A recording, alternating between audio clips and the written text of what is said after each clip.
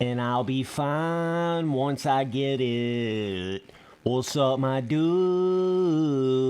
Boys, we got to talk about these Lawrence brothers. Oh, man. So, at this last round at High Point, right? That was our first little real look at when they both get a good start, and it's kind of like Jett has to try to pass Hunter, and then kind of what was going to happen with that, right? So the most interesting thing about all of this is the fact that we've just never really seen anything like this before in motocross history ever before. So we're really stepping into new territory here with these Lawrence brothers. You know, we obviously had the Stewart brothers and the Lessie brothers, fucking lasers. Oh man, you know, we had some different brothers out there. Han brothers, you know, there was a few in there, but they were never at the highest level of the 250 class or the 450 class at the same time. That's what's making it really different with the Lawrence brothers, as they're both going for a championship against each other. And I think for the longest time there, a lot of us were thinking like, well, Jett's just obviously the fastest one. You know, Hunter Lawrence is just kind of a level under Jett. But I think now it's starting to become apparent that they're obviously, you know, riding together a lot, talking a lot on the same bike, pushing each other, that constant competition. And it's not like competition with just some random person constantly. It's the competition with your brother constantly, which makes another level of competition to it. You know what I'm saying? It's like everything about what they're doing is going to only elevate the both of them up and above everybody else in the 250 class, because nobody else can have that constant competition on a guy that's on the same bike. You know, and that's the thing that I think that's making the biggest difference right now.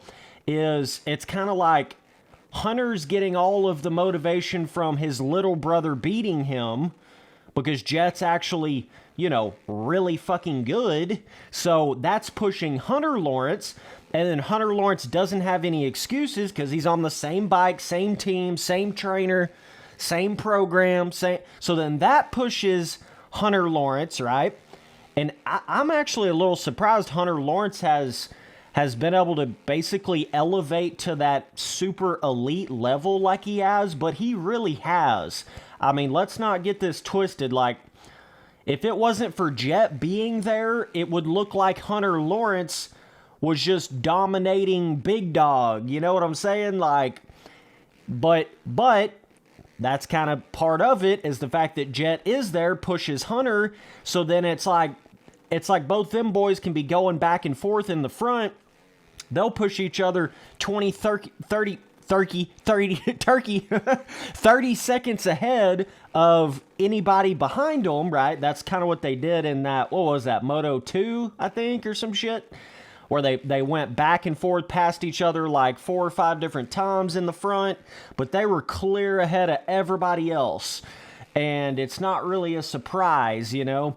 But there for the longest time, I don't think a lot of us really expected Hunter Lawrence to be able to, you know, catch up to Jett's pace. And yeah, you could still say Jett's still got that little bit of a sliver of something, that little bit of a magical, you know, magical fairy dust on top of whatever that elite level is. Jett definitely has whatever that is, you know.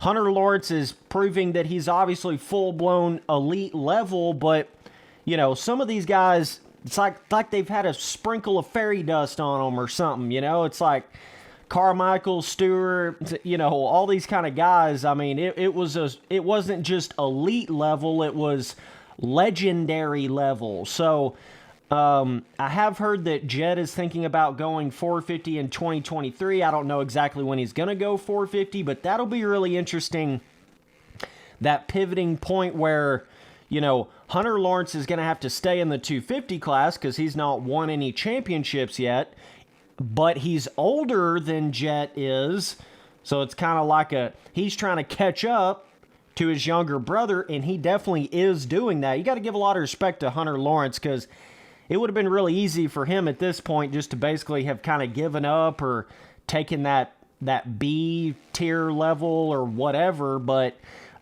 he's really like rose his level and is not having crashes. Not both of the Lawrence brothers, that's where they have gotten so much better. Both of them, they don't crash. They really don't crash. They don't really injure themselves, you know, a whole lot nowadays. I mean, Jett had a problem with that when he first got into Supercross, right?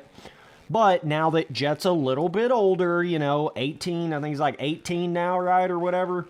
Hunter Lawrence is, what is Hunter, like 20, 21? I don't really know exactly, but they're, like, Jett's basically got the mentality of like a 25-year-old, like the wisdom of a 25-year-old at this point, racecraft-wise, right? So, but Jett's already got the Moto and the Supercross title. So if Jett goes 450 next year, that's really going to change everything up, and I almost think it would help Hunter Lawrence in a way, because it's going to be like, okay, my younger brother's already in the 450 class. Like, I got to get this shit done so I can get in the 450 class, bro. Could you imagine both? I don't know if they could be on the same team in the That'd be hard to get them both on the same team in the 450 class. Then that would be like a whole different dynamic in itself then at that point. But, yeah, definitely let me know down in the comments what you guys think about this Jett-Hunter Lawrence battle. They raced super clean at High Point. What I mean by super clean is like super clean, like they raced like they were being nice to each other. Of course, this is only round, 4 at this point, so who knows if they'll play that nice when we get a little closer to the, you know, the nitty-gritty end of the season, championship really on the line. I'm not so sure about that. I don't think they would just take each other out, but I certainly think they would, you know, I don't think they're going to do anything like a, you know, Savachi, motherfucker, you remember that moment back in the day. I don't think it's going to be anything like that, but I definitely think they would do more bumping and rubbing and bar banging than they did at this High Point round if it got there towards the end of it. But this just goes to show you how important it is to have that, like, that competitive motivation. Something's got to give it to you. You know what I'm saying? Something, you got to find it. You can't just be like, well, I'm just gonna become a pro motocross champion and fuck it. I don't really need any competition. I don't really need anything to motivate me or no.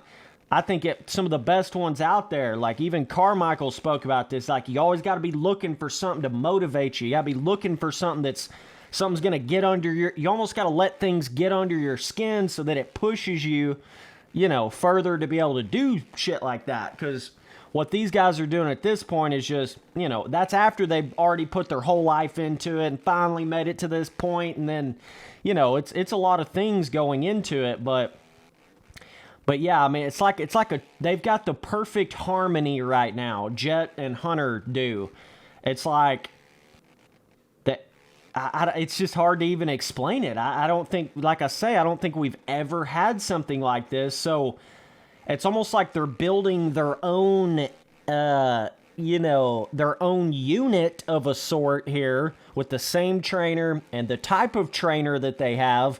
You know, same bike, the type of bike they have, the fact that I feel like it only helps things that you have dudes like Chase Sexton and the 450 on the Honda. I'm sure there's good things coming from all of that Honda camp at this point, but yeah, Jett finally being able to harness his speed a little bit and not wad his shit up.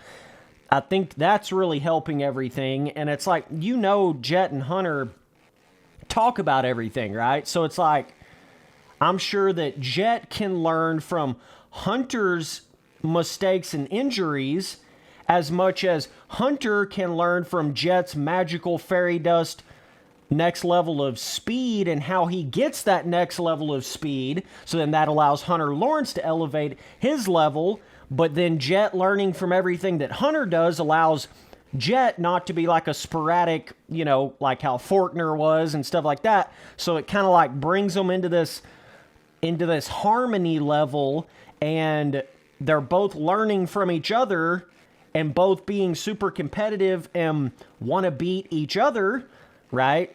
And it's like, so you've got, it's just good, positive things, you know what I'm saying? It's only good things in this competitive motocross realm that we're talking about here. So, whereas like if you took somebody that was just on the same team as somebody else, yeah, there's some competitive nature to that because you want to be the fastest guy on the team, you want to beat the other guy on your team, stuff like that. You know, but I don't think there's any other better form of competition than like a brother on the same team, on the same equipment, with the same trainer. It's like no bullshit can be had, you know what I'm saying? No excuses can be had, no, and they're close enough in age. I think that's what killed a lot of the other chance for these other brothers to be like the Lawrence brothers, was too different in ages. Like, I don't feel like James Stewart was ever going to really be able to race with Malcolm Stewart, too different in age group. I don't feel like, I mean, obviously the Alessi brothers never even really made it to that tippity top of the slope, you know? Yeah, I mean, there's been a lot of brothers, but just not to the level that the Lawrence brothers are, and so we're really seeing first-time history in the making type shit. So this is really cool. This is happening for the 50th anniversary of motocross. It'll be really fun to watch that, but it will be interesting when there is that transition from Hunter moving to the 450 class. I mean, Jett moving to the 450 class. Of course, I'm going to get the names confused at least once in this video. Fucking hell. You know, I feel for some of these commentator dudes because, you know, you got to think about all these J-Law, fucking Jett Lawrence, fucking Hunter Lawrence. We got a lot of Lawrences out here now. Fucking Justin Anderson out here, bro. But that'll be the pivoting point, I think, when Jett moves to that 450 class, and then if Hunter can go ahead and get his championships in the 250 class at that point to then follow his brother, that's going to be a very critical juncture for these brothers if they want to continue this magical thing they have going here. But you think about it, if Jett's going to move up to the 450 class pretty soon or whatever, like, this may be the last time we see them both on the same team at the same time like we see right now. So, you know, we really need to sit back and enjoy this motocross championship this year, because I don't think we're ever going to see something like this ever again. So, either way, man, appreciate you guys watching all the videos. I'll see you boys on that next one. Shout out to God, by the way. You know what's up.